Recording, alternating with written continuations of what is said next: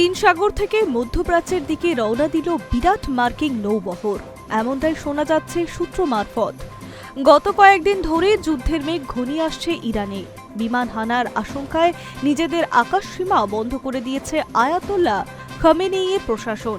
এই পরিস্থিতিতে খবর ছড়িয়েছে ৭৫০০ সেনা সমৃদ্ধ মার্কিন ক্যারিয়ারের স্ট্রাইক গ্রুপ রওনা দিয়েছে মধ্যপ্রাচ্যের দিকে। সপ্তাহখানেকের মধ্যেই সেই বিরাট বাহিনী ইরান সংলগ্ন এলাকায় পৌঁছে যেতে চলেছে। মার্কিন সংবাদ সংস্থা সূত্রে খবর, দক্ষিণ চীন সাগরে মোতায়েন ছিল আমেরিকার ক্যারিয়ার স্ট্রাইক গ্রুপ। পেটাগনের নির্দেশ সেটিকে সরিয়ে আনা হয়েছে ইউএস সেন্ট্রাল কমান্ডের আওতায়। সেই সেন্ট্রাল কমান্ড মূলত মধ্যপ্রাচ্যের কাজ করে।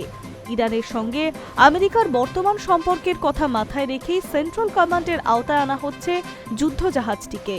দক্ষিণ চীন সাগর থেকে ইরান সংলগ্ন জলসীমায় পৌঁছাতে ৭ দিন সময় লাগবে এই ক্যারিবিয়ার স্ট্রাইক গ্রুপের।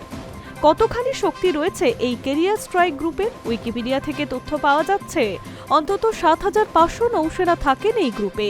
সাধারণত এটি একটি এয়ারক্রাফট ক্যারিয়ার, একটি ক্রুজ, 2টি ডেস্ট্রয়ার, সেই সঙ্গে সাবমেরিন এবং অন্যান্য সাহায্যকারী জাহাজও থাকে। মার্কিন নৌসেনার হাতে সব মিলিয়ে 11টি ক্যারিয়ার স্ট্রাইক গ্রুপ রয়েছে। একটি দেশের গোটা নৌসেনার মোকাবিলা করার ক্ষমতাও রয়েছে এই ক্যারিয়ার স্ট্রাইক গ্রুপের। যেহেতু ইরানের আকাশসীমা বন্ধ, সেই কারণেই কি জলপথে ইরানের ওপরে আক্রমণ শানানোর কথা ভাবছে আমেরিকা? মার্কিন প্রেসিডেন্ট ডোনাল্ড ট্রাম্প স্পষ্ট করে বলছেন, ইরানে যদি আন্দোলনকারীদের মৃত্যুদণ্ড কার্যকর হয় তাহলে আমেরিকা কড়া পদক্ষেপ গ্রহণ করতে পিছপা হবে না, ভয়ঙ্কর কিছু ঘটবে।